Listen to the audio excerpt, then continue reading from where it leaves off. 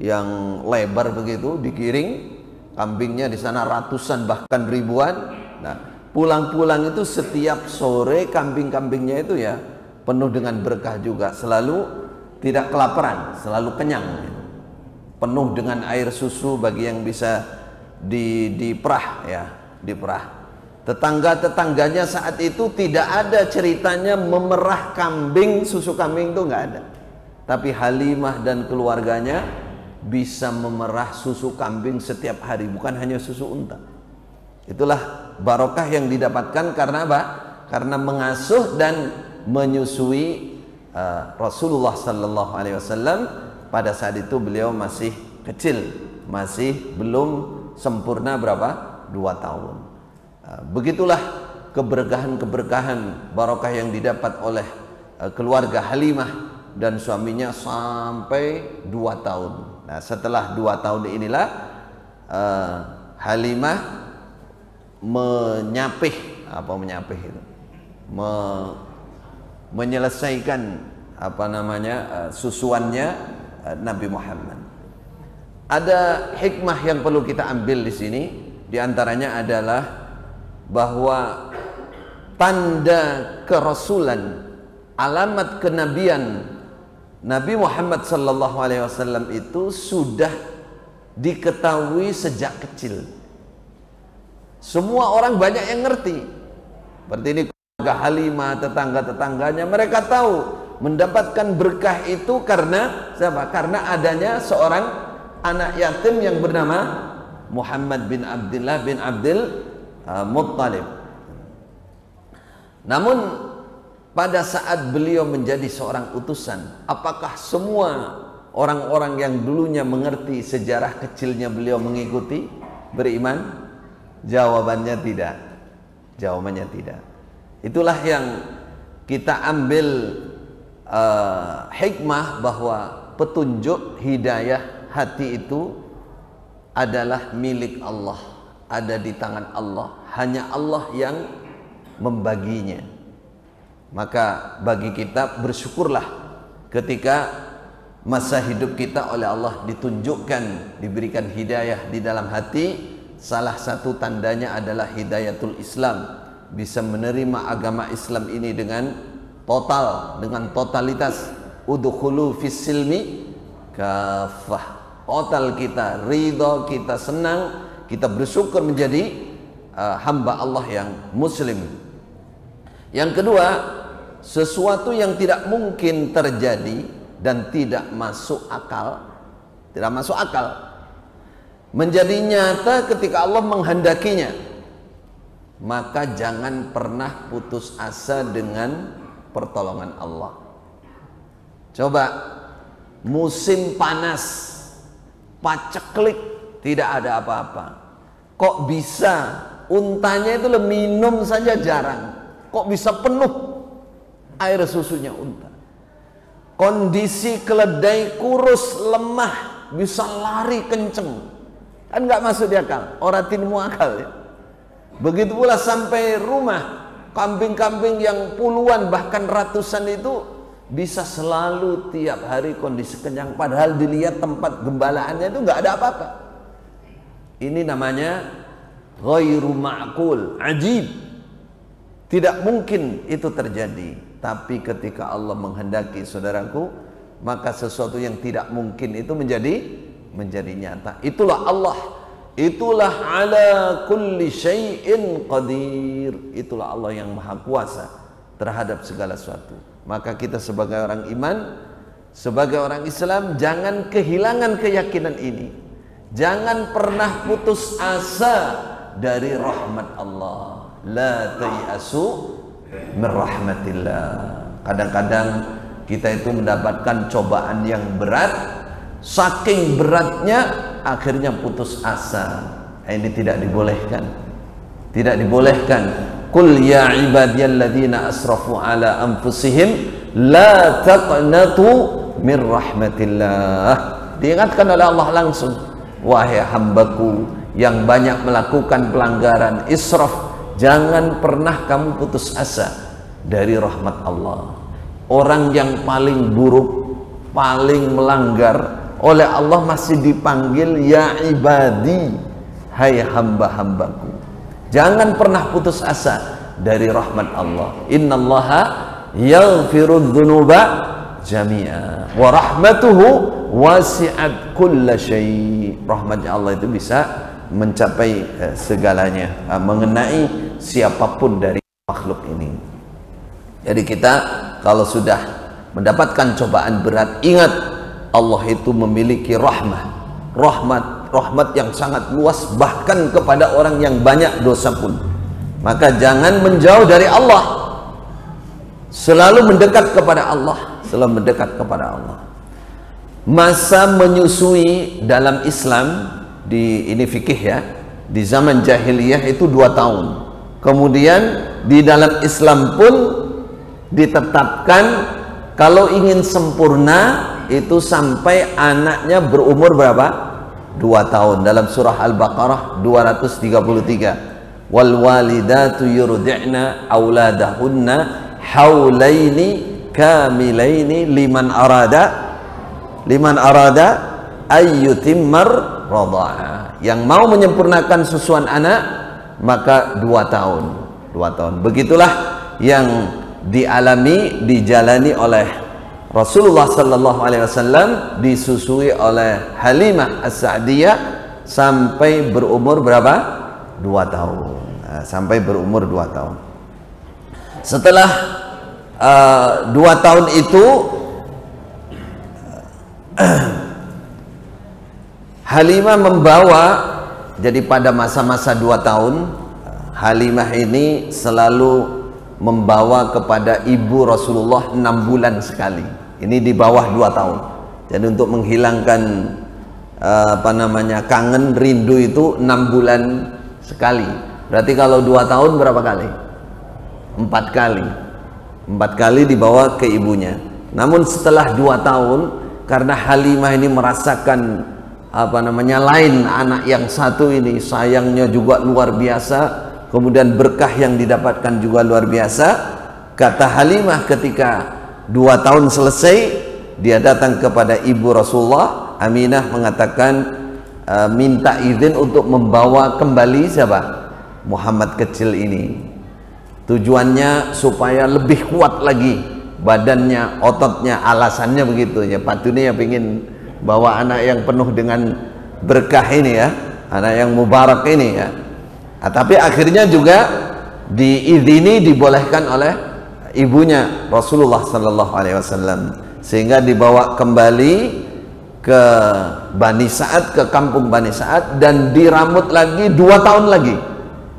Berarti beliau ada di sana sampai umur berapa? 4 tahun, 2 tahun lagi. Lalu terjadi kejadian seperti diceritakan oleh Anas bin Malik ya. Diceritakan oleh Anas bin Malik bahwa ketika beliau bermain bersama teman-temannya, anak-anak kecil, lalu datanglah malaikat Jibril yang tentunya saat itu sudah menyerupai wujud manusia dan memegang Muhammad yang masih kecil sallallahu alaihi wasallam, kemudian ditidurkan, kemudian dibelah dadanya. Dibelah dadanya, dibuka, diambil hatinya. Diambil hatinya, kemudian disodet, ya, dibuka, dicuci dengan air zam-zam yang diwadah dengan emas, terbuat dari emas. Kemudian malaikat mengambil sebagian dari isi di dalam hatinya itu, dibuang oleh malaikat. Oleh malaikat mengatakan, ini bagian setan dari fisik kamu wahai Muhammad. Jadi dalam fisik kita ini ada apakah darah, apakah otot, apakah segumpal daging, yang itu merupakan titik lemah manusia yang menyebabkan setan punya peluang untuk menggoda dan menyesatkan manusia. Adapun milik Rasulullah sallallahu alaihi wasallam sudah dibuang oleh malaikat malaikat Jibril. Tinggal kita ini Allahu alam sudah dibuang apa belum. Nah, tentunya ya belum ya, tentunya belum, maka berhati-hati. Gumbal daging itu sudah dibuang, sehingga anak kecil yang menyaksikan seperti itu, teman-temannya pada panik berlarian mendatangi ibu susuan Rasulullah, Ibu Halimah, Muhammad dibunuh. Ya, karena betul-betul melihat ini dibelah betul. Kemudian oleh malaikat Jibril dikembalikan dan dijahit oleh malaikat Jibril. Yaitu urusannya malaikat, bukan urusan kita. Tentunya Allah yang mengidini. Ketika mereka panik semuanya dan mereka bersama-sama mendatangi tempat Muhammad yang masih kecil ini, beliau ternyata berjalan kondisi biasa, tidak apa-apa, ya, atau bahkan wajahnya semakin terang, semakin seger. Tapi kata Anas bin Malik, saya juga melihat bekas jahitan di dada beliau, kata Anas bin Malik. Ya, tapi ibu dan bapak susuannya ketakutan sudah. Wah, ini anaknya, ini anak yang luar biasa. Kalau terjadi seperti ini, kalau sampai mati saya yang tanggung jawab. Akhirnya cepat-cepat keduanya mengembalikan, ini sudah umur 4 tahun. Umur 4 tahun, cepat-cepat dikembalikan kepada ibunya di Mekah. Hikmah yang bisa kita ambil di sini salah satunya adalah bagaimana kalau sekarang kita melihat Pak dokter ahli operasi, ya. Polisi juga ada ahli operasi. Kalau padahal ahli ngoperasi, ada yang jantung, ada yang ini, gak usah heran. Itu sudah sejak zaman dulu sudah ada. Itu ilmu pengetahuan karena Allah yang membuka. Sudah ada contohnya dulu. Jadi jangan takut kalau memang itu dokter memang sudah keahliannya di situ. Zaman ini alatnya canggih, ilmu kedokteran sudah mencapai ke situ dengan kehendak Allah SWT. Memang ada seperti itu. Malaikat Jibril sudah memberikan contoh menjadi dokter yang spesialis bagian operasi, tapi khusus para nabi, khusus Rasulullah Sallallahu Alaihi Wasallam.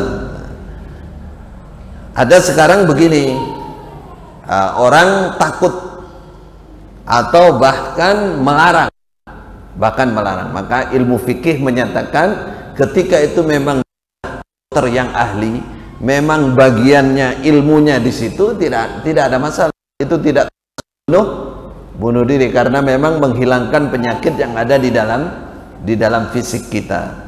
Semoga Allah menyehatkan kita semua, selamat dari penyakit-penyakit dalam, ya, sehingga fisiknya sehat insyaallah sampai ajal mati nanti.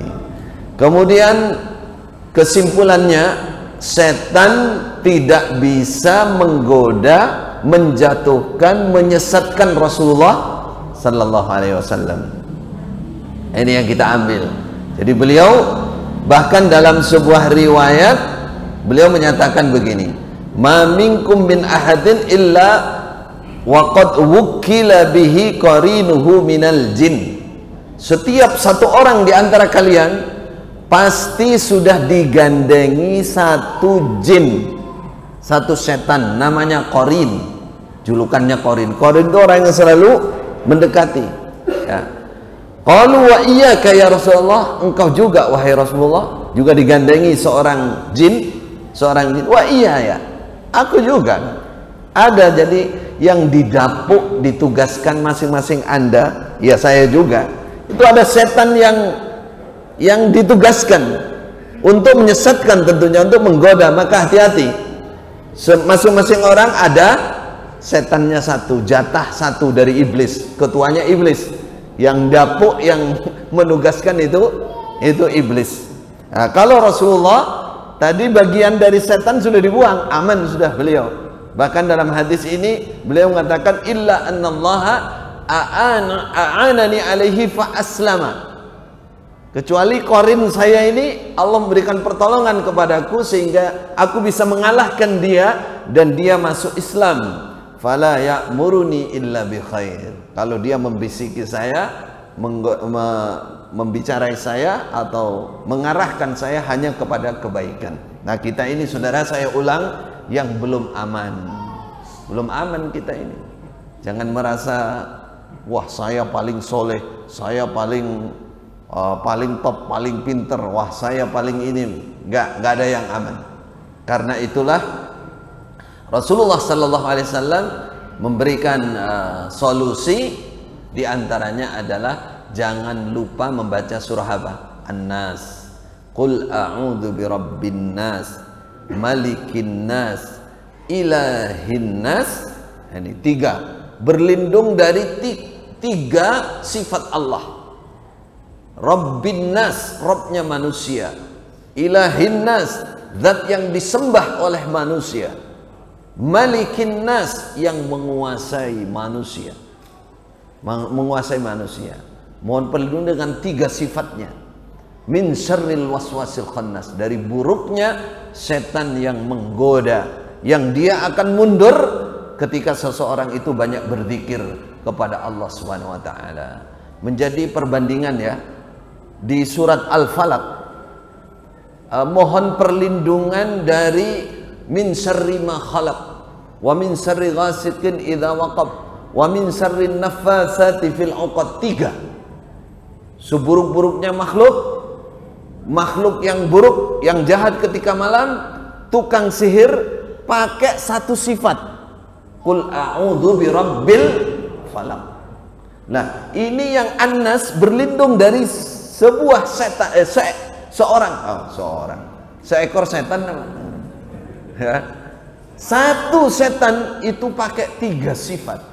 Ini menunjukkan bahwa bahaya godaan setan itu.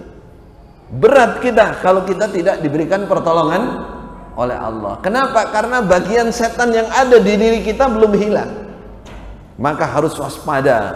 Jangan lupa pagi sore baca surah Al-Ikhlas, Al-Falaq, An-Nas, supaya kita betul dijaga. Kemudian yang terakhir yang bisa diambil di sini, air Zam-Zam. Air Zam-Zam, di mana malaikat Jibril mencuci hati Rasulullah dengan apa? Air Zam-Zam. Banyaklah minum air Zam-Zam, insya Allah hatinya akan bersih dari kemunafikan. Bahkan dalam riwayat dikatakan, sabda Rasulullah sallallahu alaihi wasallam, ma'u Zamzama lima syuribalahu. Air Zam-Zam itu tergantung niatnya minum itu untuk apa. Makanya nikmat sekali bagi yang ada di Mekah, ada di Madinah, air Zam-Zam ada di mana-mana ya. Dulu saya ketika ada di sana, alhamdulillah tidak mau minum kecuali air Zam-Zam. Bahkan bisa dipastikan setiap minum pasti minum, maksudnya gandengan makan pagi, siang, malam mesti minum Zam-Zam. Selama ada air Zam-Zam, tidak minum yang lain. Itu keutamaannya luar biasa. Saya merasa di sana itu kurang lebih 10 tahun tidak pernah sakit. Artinya yang sakit parah yang dimaksud, kalau ya pusing atau 10 tahun nggak pernah merasakan sakit sampai lama, misalkan 4 hari, 5 hari, nggak pernah. Ya ringan-ringan biasa saja. Itu Zam-Zam luar biasa. Jadi ma'u Zamzama lima syuribalahu. Banyak ahli ilmu seperti Imam Hanafi ditanya oleh muridnya, kenapa anda segini cerdasnya, segini kuatnya ingatannya dengan ilmu? Apa kata Imam Hanafi? Bi barakati ma'i Zamzama, karena berkahnya air Zam-Zam. Saya dulu punya teman di Mekah sana, itu dia punya mat'am, punya restoran besar. Nah, anak nomor 1 apa nomor 2 gitu, perempuan, di kepalanya ini ada bunder gitu, nggak tumbuh rambutnya, sampai anak ini ya besar, dicarikan obat ke sana kemari, macam-macam lah, nggak tumbuh rambut itu, kayak dicanduk gitu, bolong gitu. Itu kan apa namanya, kurang pantas untuk wanita ya, untuk perempuan. Terakhir dia sudah istilahnya 10 tahun lebih mengusahakan itu nggak tumbuh, baru dia ingat. Oleh Allah diingatkan, lah ada air Zam-Zam, kamu kok bingung dengan pertolongan Allah ya. Akhirnya dia sadar, dia bawa anaknya ke Masjidil Haram. Berapa kali dia usap dengan air Zam-Zam sambil doa. Berapa kali? 3 kali, insya Allah tumbuh itu rambut itu. Makanya benar shadaqa Rasulullah sallallahu alaihi wasallam, ma'u Zamzama lima syuribala. Dalam riwayat dari Ibnu Abbas, Rasulullah bersabda, inna ayata ma bainana wa bainal munafiqin innahum la yatadalla'una min Zamzam. Sungguhnya pembeda antara kami orang iman dan orang-orang munafik. Orang munafik itu tidak mau kenyang, cara Jawa kelempokan. Apa kelempokan? Tidak minum sampai kenyang dengan air Zam-Zam. Ini pertanda bahwa Zam-Zam itu adalah air yang istimewa, air yang luar biasa. Ya berdoa kepada Allah, ya Allah berilah saya bisa ke Mekah biar bisa minum Zam-Zam. Apa gitu? Biar bisa umroh haji sekaligus minum Zam-Zam, minum Zam-Zam insya Allah. Kalau enggak sekarang bisa pesan dikirim, yang penting ada fulus. Ada fulus, insya Allah air Zam-Zam sampai. Insya Allah air Zam-Zam sampai. Begitulah beliau akhirnya dikembalikan setelah umur berapa tadi? 4 tahun. Segera dikembalikan kepada ibu tercinta di Mekah. Ibu Halimah dan suaminya segera mengembalikan Nabi kepada ibunya. Beliau bersama ibu mendapat kasih sayang ibu kurang lebih 2 tahun. Nah, diingat-ingat 2 tahun bersama ibunya. Nah, pada saat itu beliau istilahnya mendapat kasih sayang dekat dengan ibu umur 4 tahun sampai kurang lebih 6 tahun. Dalam perjalanan bersama ibu beliau di akhir umur mendekati umur 6 tahun, Rasulullah sallallahu alaihi wasallam dibawa oleh ibunya ziarah ke Madinah, karena ibu Rasulullah itu adalah turunannya orang Madinah. Turunannya orang Madinah artinya kakeknya dari Madinah, dan masih juga family juga dengan Rasulullah sallallahu alaihi wasallam. Suatu saat beliau, ibu Rasulullah sallallahu alaihi wasallam kembali sambang lah istilahnya, silaturahim kalau sekarang, ke Madinah, mengajak anaknya yang masih kecil ini, kemudian ditemani oleh Ummu siapa? Kemarin katakan, masih ingat namanya Barokah? Siapa? Ummu Aiman. Ditemani oleh Ummu Aiman, kemudian ditemani juga oleh kakeknya yaitu Abdul Muttalib, mertuanya Aminah. Cerita singkat, kepulangan dari Madinah setelah ziarah di sana kurang lebih 1 bulan, pulanglah rombongan ini sampai di Tanah Abwa. Tanah Abwa, ibu Rasulullah terkena penyakit, terserang penyakit. Berhari-hari di tempat itu semakin parah, akhirnya wafatlah ibu Rasulullah di Tanah Abwa antara Mekah dan Madinah. Sampai sekarang masih ada, kalau nanti umrah atau haji biasanya sama para mutawif ditempatkan di tempat itu supaya mengerti kuburan ibu Rasulullah sallallahu alaihi wasallam. 1 bulan penuh di Madinah, lalu terjadi musibah baru yang menimpa anak yatim ini yang masih umur 6 tahun, yaitu meninggalnya ibu beliau di perjalanan, lalu dikuburlah di sana. Jadi kalau kita ambil hikmah di sini, Rasulullah itu mendapatkan kasih sayang ibunya hanya berapa? 2 tahun, masya Allah. Kalau kita lihat anak sekarang, ya, kalau ada anak yang seperti itu rasanya kok sedih gitu. Rasanya sedih, iba ya, iba. Tapi inilah yang membuat Rasulullah terdidik menjadi orang yang terdidik alami lah. Orang seorang ibu itu sudah bukan yatim lagi, yatim piatu ya. Ketika bapaknya sudah meninggal pada saat beliau masih dalam kandungan. Nah, ibunya meninggal pada saat beliau umur berapa? 6 tahun. Oh, 6 tahun. Sehingga Rasulullah, jadi kalau orang ingin menjadi orang yang belas kasih, memang harus melalui pendidikan. Kalau dia bukan anak yatim yang terdidik alami dengan kondisi kehidupannya, maka para pendidik ya harus memberikan masukan-masukan, pendidikan, latihan-latihan, ya, mengenalkan, paling tidak mengenalkan kondisi orang tidak punya sejak kecil, sehingga tertanam di pikirannya untuk bisa menyayangi sesama. Kemudian tentunya bahwa yang menjaga dan meramut anak yatim itu, ini fikih ya, yang berkewajiban adalah orang terdekat, keluarganya.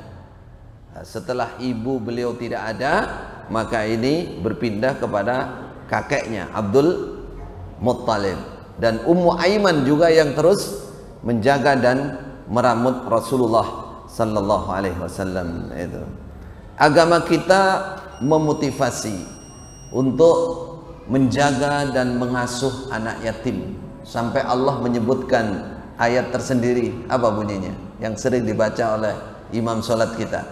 Ara'aitalladzi yukadzibu biddin fadzalikal ladzi yad'ul yatim.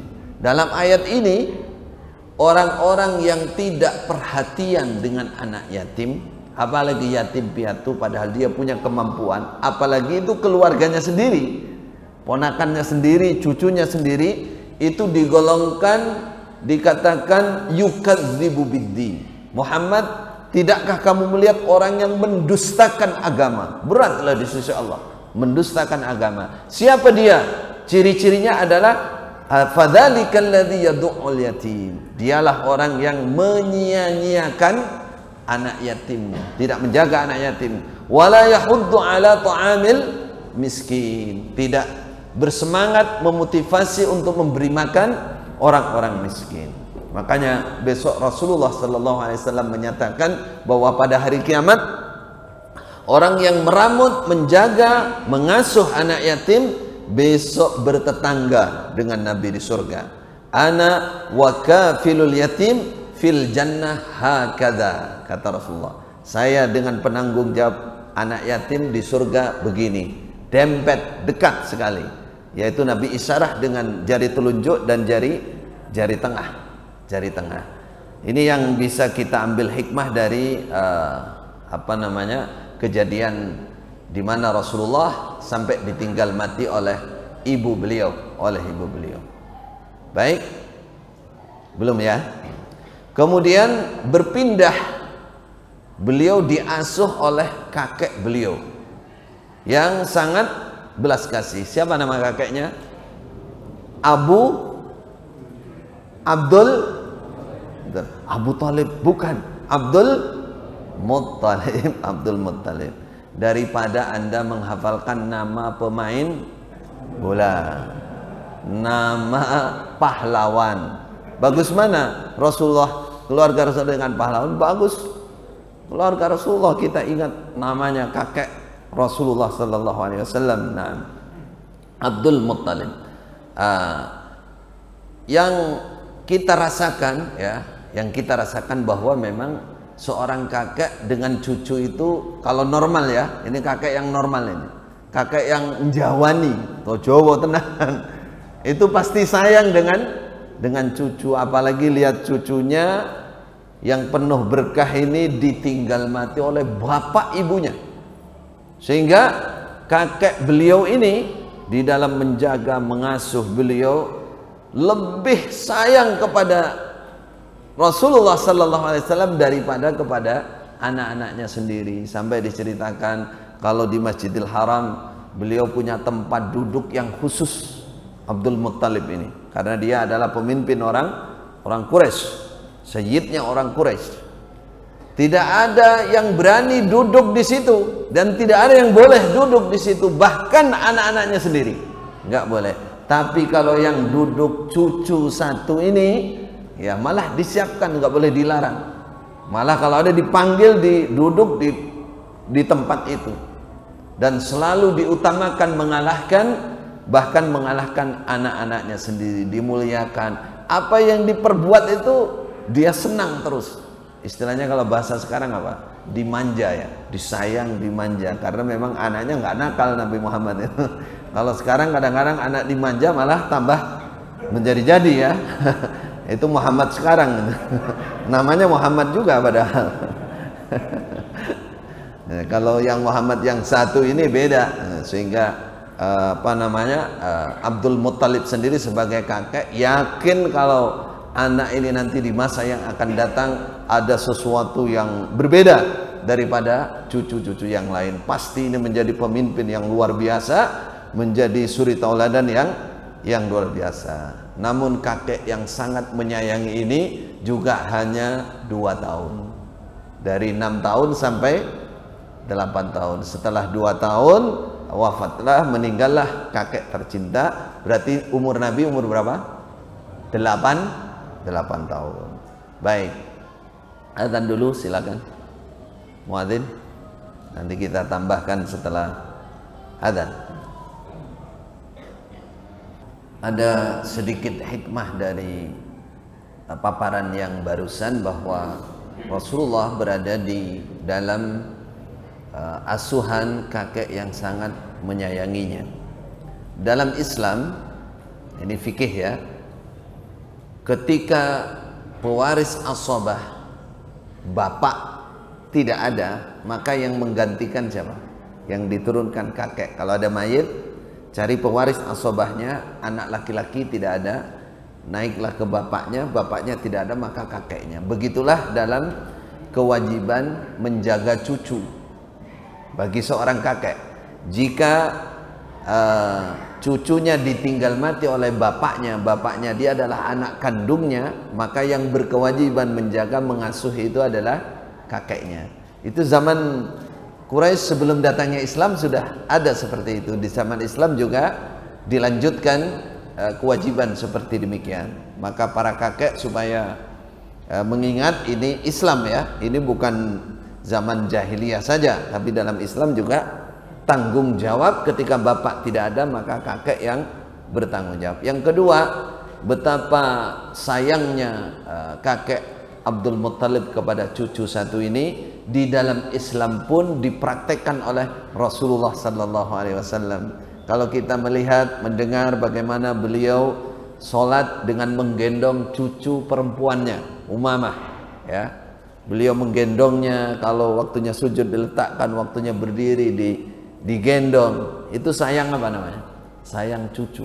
Bahkan pernah beliau sujud lama nggak bangun-bangun, sampai sahabat yang di belakang, ada apa ini, kenapa ini?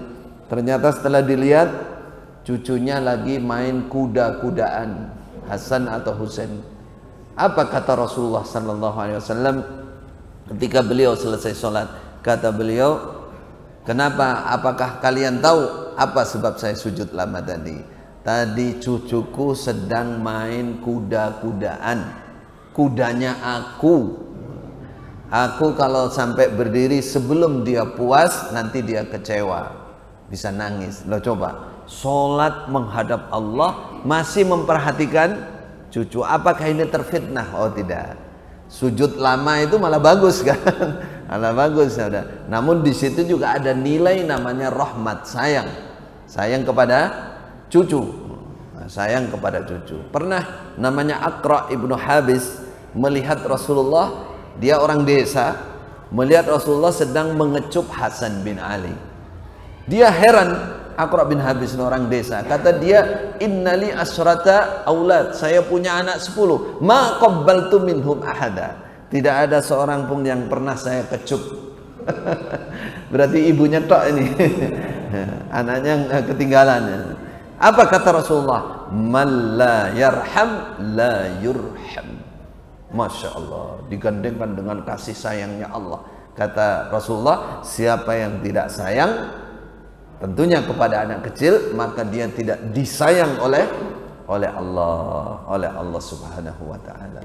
Meninggallah Abdul Muttalib, kemudian asuhan yang meramut menjaga Rasulullah berpindah kepada pamannya, yaitu Abu Talib. Itu pilihannya Abdul Muttalib, karena memang Abu Talib ini adalah seorang yang dianggap paling bijaksana, paling dewasa, paling baik cara meramutnya, paling menyayangi, sehingga Rasulullah berpindah tangan kepada siapa?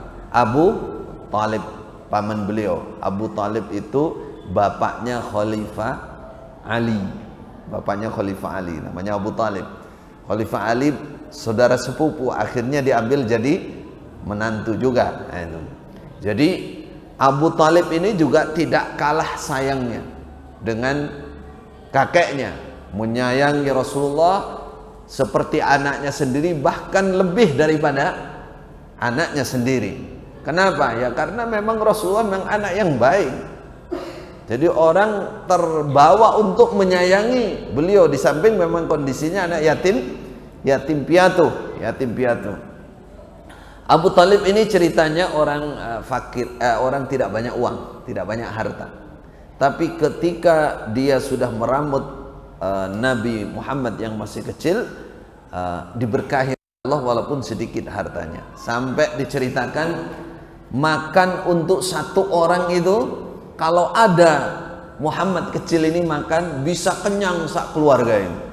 Jatah makan untuk satu orang, jadi dimakan ini orang tentek sampai warak kabeh lagi.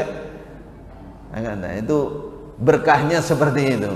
Dan Rasulullah sendiri ya memang anak yang baik, yang penyabar. Dalam kondisi yang seperti itu pun beliau dijaga, diramut, ya tidak neko-neko cara Jawa. Memang anak yang baik dan penyabar. Ketika ditinggal mati oleh kakeknya, tadi umur berapa? 8 tahun. Sebenarnya 8 tahun 2 bulan 10 hari.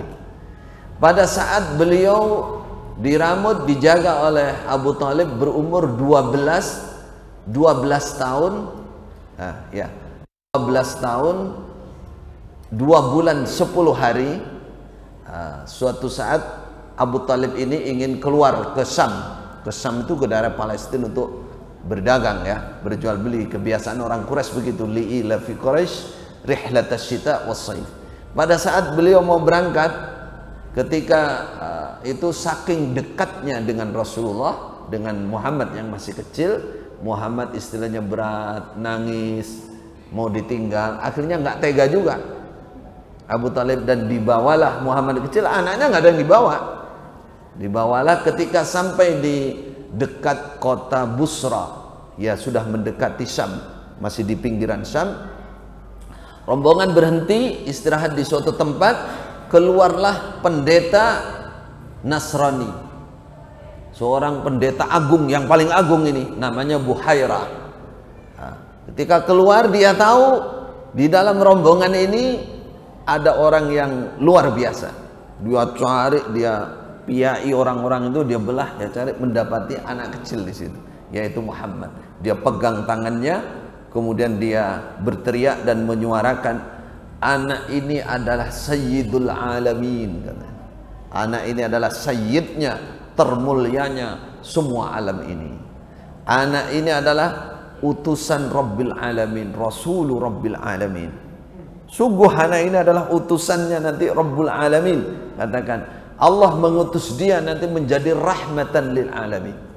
Masya Allah, semua orang Quraisy di rombongan itu, paman beliau semua mendengarkan itu, masa kecil, mendengarkan itu. Kata setelah itu pendeta ini menyambut atau memberikan hidangan yang luar biasa kepada rombongan pedagang dari orang-orang Quraisy ini. Lalu dia bilang kepada pamannya Abu Talib, jangan kamu bawa masuk ke Syam anak ini, bahaya. Di sana ada orang Yahudi atau ada orang Rom, terutama Yahudi yang sudah mengetahui tanda-tandanya, tanda-tanda kenabian. Sebelum ini dia ditanya, kenapa anda bilang begitu? Kata orang-orang Quraisy di rombongan itu, apa buktinya? Dia mengatakan, kalian kan datang dari arah sana, dari arah kawasan Aqabah, dari kawasan, bukan Jumrah Aqabah, bukan kawasan Aqabah. Saya melihat semua pohon dan batu sujud merunduk kepada dia, kata pendeta ini. Sedangkan pohon dan batu itu tidak ada yang pernah merunduk mengagungkan hormat kecuali kepada seorang nabi. Dan saya lebih dari itu, saya ngerti inilah ada tanda kenabiannya. Dibuka di punggungnya, di bawah tulang belikat ada daging seperti apel kecil nempel. Inilah tanda kerasulan dia, sudah ditunjukkan. Lah Anda kok tahu itu? Iya, saya ngerti. Ada, ini sudah tercatat di kitab-kitab kami, ya Taurat, ya Injil, dan kitab-kitab sebelumnya. Dia menyatakan seperti itu. Bawa pulang ini Abu Talib. Kalau sampai Yahudi ngerti, anak ini bahaya, dalam bahaya. Anak ini bisa dibunuh karena mereka bagian hasada. Mereka menunggu Nabi akhir zaman, tapi mereka ingin dari golongan mereka, dari golongan mereka, bukan dari orang Arab. Maka pasti ini menjadi sasaran empuk bagi Yahudi. Bawa pulang. Akhirnya dibawa pulang, diselamatkan oleh Abu Talib, dikembalikan ke Mekah. Ini hikmah yang kita ambil di sini. Kembali ke pembahasan tadi bahwa petunjuk itu hanya milik Allah. Bahkan tidak semua yang ada rombongan Quraisy itu masuk Islam, tidak semua. Bahkan paman beliau sendiri yang namanya Abu Talib akhirnya apa? Mati dalam keadaan tidak mau mengikrarkan apa? La ilaha illallah. Ketika mendekati wafat, mati, Rasulullah mendatangi Abu Talib. Di sampingnya sudah ada Abu Jahal dan satu lagi pemimpin Quraisy yang selalu membawa atau menjaga Abu Talib jangan sampai terpengaruh kepada ajakan Nabi Muhammad sallallahu alaihi wasallam. Abu Jahal dan Abdullah bin Abi Umayyah yang mempengaruhi Abu Talib. Rasulullah datang mengatakan, ya ammi qul la ilaha illallah kalimatan asyhadu laka biha indallah.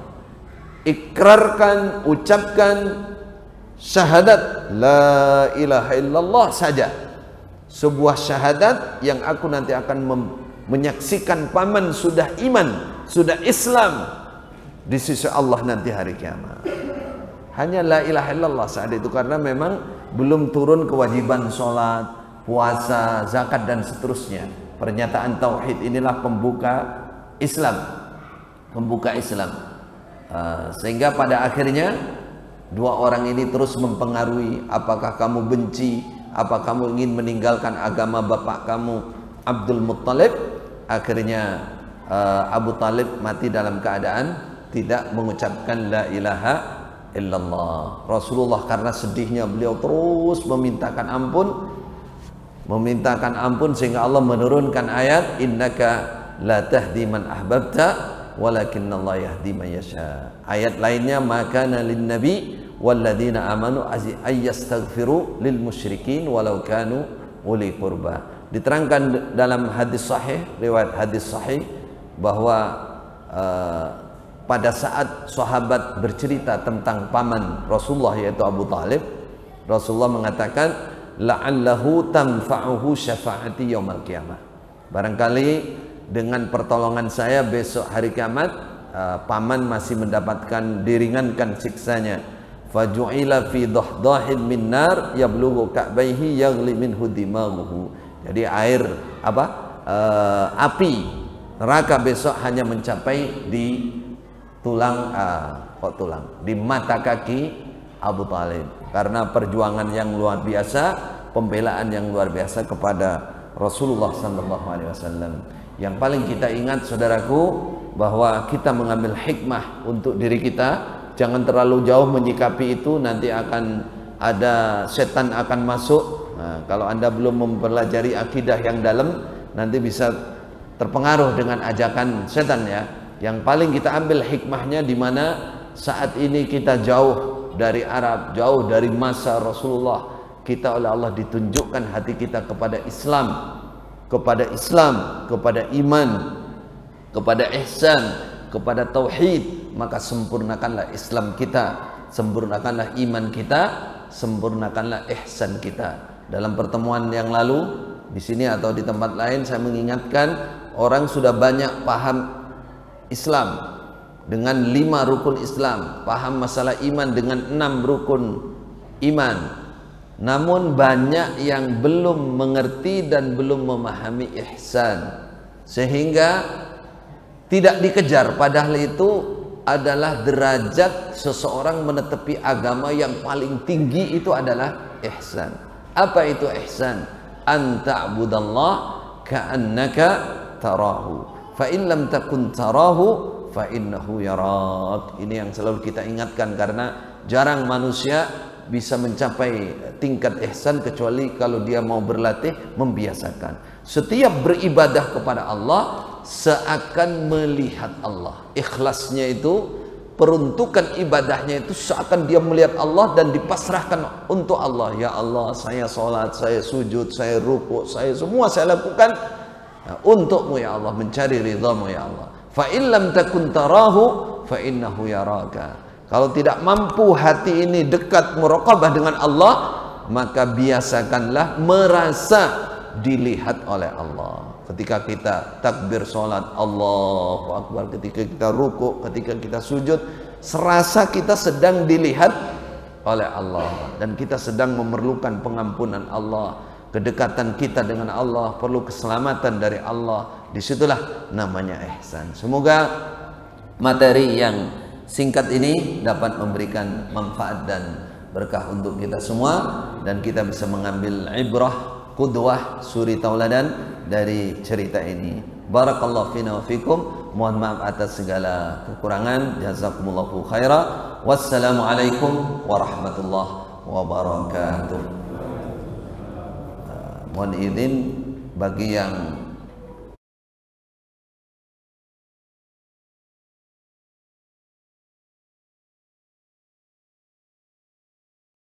وأن الله قد أحاط بكل شيء علما